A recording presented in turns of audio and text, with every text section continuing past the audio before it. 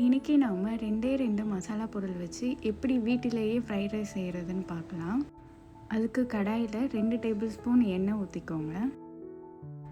நறுக்கின கருவேப்பிலை கொஞ்சம் சேர்த்துக்கோங்க. இப்போ உங்கள்கிட்ட இருக்கிற காய்கறி சேர்த்துக்கோங்க. இதில் நான் ப்ரொக்கோலி, வெங்காயம், முட்டைகோஸ், கேரட், குடைமிளகாய், பீன்ஸ், நறுக்கின பூண்டு சேர்த்துருக்கேன். இப்போ இந்த காய்கறிக்கு தேவையான அளவு மட்டும் உப்பு சேர்த்துக்கோங்க. சேர்த்துட்டு எல்லாத்தையும் நல்லா கிளறி விடுங்க.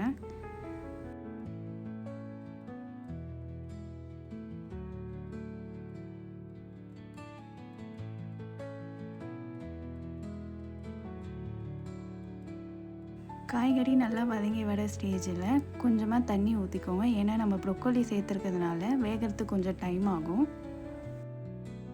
இப்போது எல்லாத்தையும் சேர்த்து நல்லா மிக்ஸ் பண்ணி விடுங்க.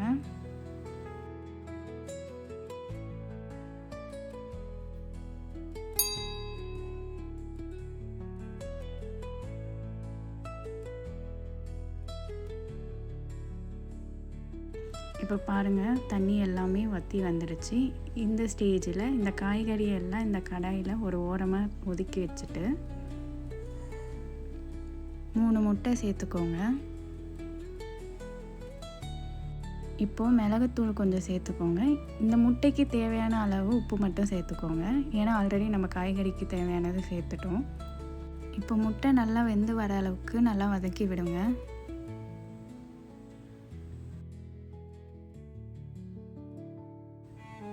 இப்போ முட்டை நல்லா வெந்து வந்துருச்சு.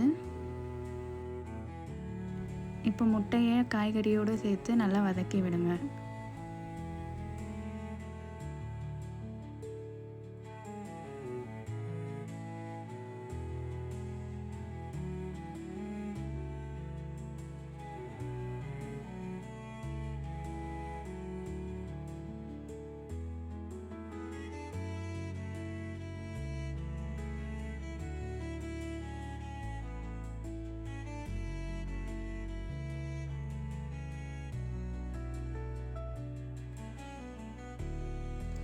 இப்போது வேக வச்ச ரைஸை இந்த கலவையோடு சேர்த்துக்கோங்க. ரைஸ் வேக வைக்கும் போது கொஞ்சோண்டு ஆயில் ஊற்றி வேக வைங்க. அப்போ தான் ஒன்றோட ஒன்று ஒட்டாது. உங்கள் காரத்துக்கு ஏற்ற மாதிரி பெப்பர் தூள் சேர்த்துக்கோங்க. இப்போது இன்ஸ்டன்ட் ஃப்ரைட் ரைஸ் மசாலா சேர்த்துக்கோங்க.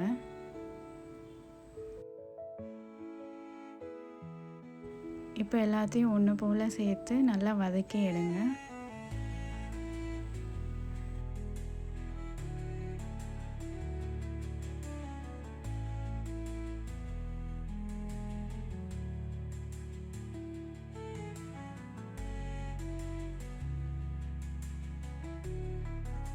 கொத்தமல்லி இலையை பொடி பொடியாக நறுக்கி இப்போ இதில் சேர்த்துக்கோங்க.